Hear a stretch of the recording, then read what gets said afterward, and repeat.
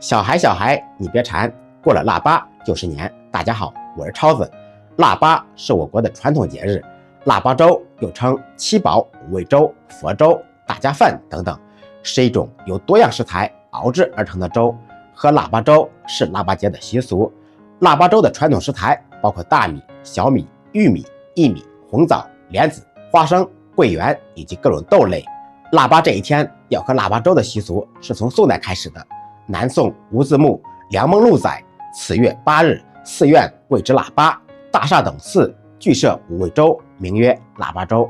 腊八风俗也受到佛教的影响，相传释迦牟尼在腊月8日这一天开悟成佛，因此腊月8日成为佛教的一个重要节日。腊八粥好喝，但是很多人都熬不好。今天我教大家2个熬腊八粥的技巧，熬出来又香又粘稠。首先准备熬腊八粥的各种食材，米类、豆类以及干果。加入我家的长江水，先提前浸泡1个小时，先浸泡再熬制，可以减少熬制的时间。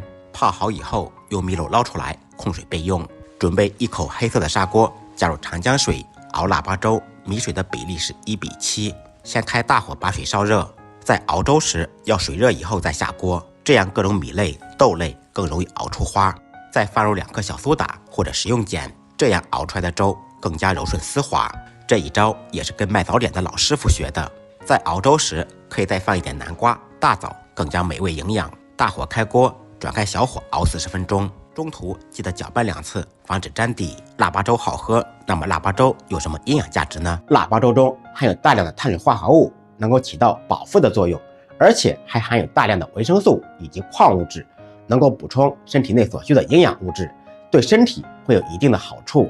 而且呢，大豆中还含有大量的膳食纤维，适当的吃些腊八粥能够促进肠道蠕动。虽然腊八粥的功效比较多，而且营养价值比较高，但是也不可以吃得过多，因为腊八粥含有的热量比较多，如果摄入过多的热量，可能会导致身体出现肥胖，影响身体健康。40分钟以后，掀开盖子，满屋飘香，再根据个人口味放入1点红糖，一锅柔顺丝滑、营养丰富的美味腊八粥就熬好了。也可以不用砂锅，按照我的方法，比例食材放入电饭锅中，按下煮饭键，美味即成。好了，今天的视频就到这里了，祝大家腊八节快乐！再忙再累，记得按时吃饭。下期视频见，拜拜。